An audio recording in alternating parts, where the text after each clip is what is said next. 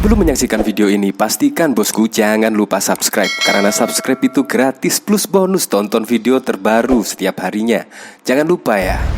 Nah, ini bahkan WNA asal Inggris yang kemarin mudik di Indonesia, mengunjungi di Pulau Jawa, bahkan terkagum-kagum melihat kemajuan infrastruktur di Indonesia. Bahkan dari cuitan ini, saat saya berkendara ke jalan tol layang 36 km menuju ibu kota, saya bisa melihat Cakrawala Jakarta di depan saya. Ada 88 gedung tinggi di Jakarta yang tingginya lebih dari 150 meter dan 26 lagi sedang dibangun, termasuk 4 gedung super tinggi di atas 300 meter. Bahkan di bawahnya lagi di sini mentweet lagi. Beberapa orang masih berpikir saya tinggal di pulau kecil yang belum berkembang. Saya harus mengundang mereka untuk berkunjung. Mereka mungkin akan terkejut. Nah, dari sini bisa kita tangkap, semenjak di kepemimpinan Presiden Joko Widodo, infrastruktur di Indonesia terus dikebut.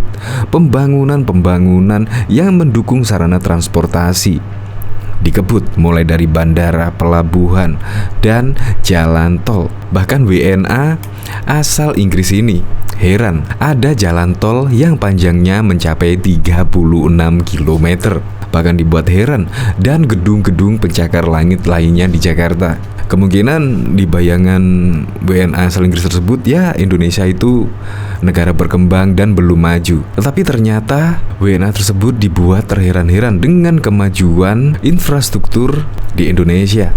Ya, memang Presiden Joko Widodo tidak salah sih membangun, terus menggebut pembangunan infrastruktur di Indonesia, karena pembangunan infrastruktur di Indonesia sudah sangat ketinggalan dari berbagai negara. Ya, sebut saja Malaysia, Singapura, dan lain sebagainya. Indonesia termasuk pembangunan infrastrukturnya ketinggalan.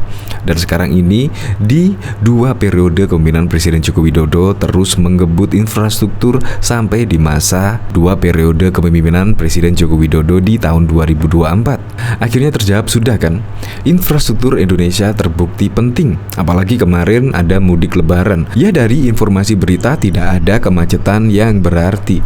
Terbukti pemudik-pemudik semua lancar. Dikabarkan ada 80 juta pemudik yang balik kampung ke halaman, tetapi terbukti dengan infrastruktur yang dibangun secara masif dan merata di seluruh penjuru Indonesia, akhirnya membuat para pemudik bisa berlebaran di kampung halamannya dengan lancar dan juga aman.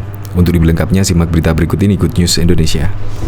Bahkan WNA asal Inggris kagum infrastruktur Indonesia. Baru-baru ini warga negara asing WNA asal Inggris kaum Downes membagikan cerita perjalanan mudiknya bersama keluarga dari Jakarta ke Rembang, Jawa Tengah. Dalam unggahan Twitternya, dia tampak kagum dengan infrastruktur jalan di Indonesia yang selama ini dianggap tertinggal dibandingkan luar negeri. Beberapa orang masih mengira saya tinggal di pulau kecil yang belum berkembang. Saya harus mengundang mereka untuk berkunjung.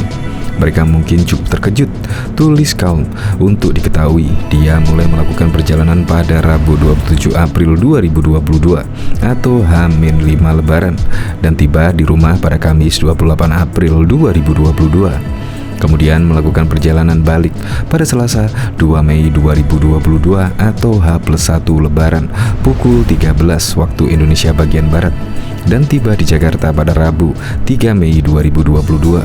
Sebelum pukul 3 pagi, pria yang dibesarkan di Suffolk itu mengaku terpukau dengan jalan tol Jakarta Cikampek 2 Elevate atau jalan layang MBZ yang memiliki panjang 36 km, lebih jauh dari Ipswich ke Colchester. Saya dibesarkan di Suffolk. Jalan layang M4 Chiswick di London hanya sepanjang 2 mil atau 5 km, bebernya kepada kompas.com. Selain itu, Kolm menilai bahwa kondisi jalan dari Semarang di Jakarta sama baiknya dengan kemanjakan jalan raya di Inggris. Namun di Inggris hanya ada sedikit jalan tol, lebih banyak di Perancis dan Jerman tandasnya. Akan tetapi, menurutnya sebagian besar jalan raya di Inggris sudah gratis. Lalu jalan tol utamanya memiliki jembatan dan terowongan besar. Sementara itu, pengguna kartu elektronik untuk membayar tol di Indonesia lebih efisien daripada di Inggris. Awalnya memang dilakukan pembayaran secara tunai, tapi telah berubah dan menjadi otomatis, di mana pengguna tol akan membeli saldo prabayar melalui aplikasi. Perbedaan besar lainnya adalah bahwa di London, pengguna jalan tol bisa membayar biaya kemacetan juga biaya emisi karbon. Pembayaran ini mendorong orang menggunakan transportasi umum, pungkas Kong. Bahkan juga diketahui, penasihat hubungan luar negeri Presiden China, Song Tao, kemarin bertemu Presiden Joko Widodo di Istana Bogor, Jawa Barat. Ini merupakan pertemuan kedua kalinya bagi Song Tao dan Presiden Jokowi. Yang mulia, selamat datang dan senang sekali bertemu di 2016, tanda Song. Pada kesempatan itu, Song Tao juga sempat menyampaikan salam dari Presiden Xi Jinping kepada Presiden Jokowi. Izinkan saya sampaikan salam dari Presiden Xi Jinping dan saya gembira sekali kedua kalinya bertemu dengan Yang Mulia, ungkap Song. Song Tao menilai dalam beberapa tahun ini di bawah kepemimpinan Presiden Joko Widodo, Indonesia berkembang dengan bagus dan stabil. Hal ini menurutnya ditunjukkan dari berbagai proyek infrastruktur yang hampir rampung dan kehidupan rakyat semakin ditingkatkan. Semua berkat prestasi dan kemajuan yang dicatat oleh Indonesia berkat kepemimpinan Presiden Jokowi. Dan sekarang saya mendengar bahwa jalan tol Trans Pulau Jawa yang pertama hampir mau rampung dan banyak masalah listrik juga mau diselesaikan, ujarnya. Dia mengatakan, sebagai negara sahabat tentu merasa bahagia dengan kemajuan Indonesia. Dia juga menyampaikan ungkapan selamat atas terpilihnya kembali Jokowi sebagai presiden di periode mendatang. Kami ingin sampaikan selamat yang setulus-tulusnya kepada Yang Mulia terpilih, kepada Presiden Joko Widodo. Karena Yang Mulia mendapat dukungan dan sokongan yang tulus dari masyarakat Indonesia. Kami yakin dan kami berharap di bawah pimpinan Yang Mulia Indonesia akan mencapai kemajuan dan pembangunan bagus, ujarnya. Wakil Menteri Luar Negeri Fakir mengatakan kedatangan Song Tao ke tanah air untuk mengucapkan selamat atas kemenangan Presiden Jokowi dalam Pilpres 2019. Dari pertemuan itu disebutnya bahwa Wakil Presiden Cina Wang Qishan bakal hadir dalam pelantikan Jokowi Ma'ruf pada 20 Oktober 2019. Kedua negara ingin menyampaikan komitmen untuk terus meningkatkan hubungan dan kerjasama dengan Indonesia, ungkap Fakir. Selanjutnya, baik Presiden Jokowi maupun penasihat Presiden Xi Jinping untuk urusan luar negeri itu juga sepakat untuk terus mengupayakan berbagai macam kerjasama antara lain di bidang perdagangan. Fakir menilai kondisi ekonomi dunia menjadi tantangan bagi kedua negara untuk bersama-sama mengantisipasi dampak negatifnya agar tidak berpengaruh untuk Indonesia-Cina.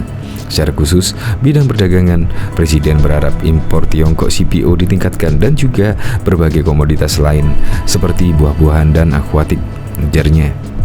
Diketahui juga, politisi Partai Demokrat Michel mengapresiasi pencapaian pemerintahan Presiden Joko Widodo khususnya dalam pembangunan infrastruktur yang diberi nama Program Infrastruktur Sosial Ekonomi Wilayah. Michael memandang Pisce sangat membantu masyarakat dalam transportasi. Saya lihat program Pisce ini sangat besar manfaatnya. Coba kalau program Pisce tidak ada, maka transportasi darat yang menghubungkan antar desa sangat sulit. Tentunya dengan pembangunan yang merata membantu masyarakat khususnya dalam hal transportasi, kata Michel pada Sabtu 29 Mei yang lalu. Mantan pimpinan Wakil Ketua Komisi 5 DPR RI ini memaparkan beberapa capaian infrastruktur berjalan dengan baik di era pemerintahan Jokowi, di antaranya Jembatan Merah di Maluku dan Jalan Tol Papua. Pastinya kita mengapresiasi apa yang telah dilakukan pemerintahan Presiden Joko Widodo, katanya. Selanjutnya, pembangunan bendungan di daerah-daerah lainnya termasuk di Nusa Tenggara Timur yang totalnya mencapai 9 bendungan. Partai Demokrat akan selalu jujur bila mana capaian itu baik, kita akan terus mendukung. Begitu juga bila mana ada yang kurang baik, pastinya kita kasih masukan, papar Michel.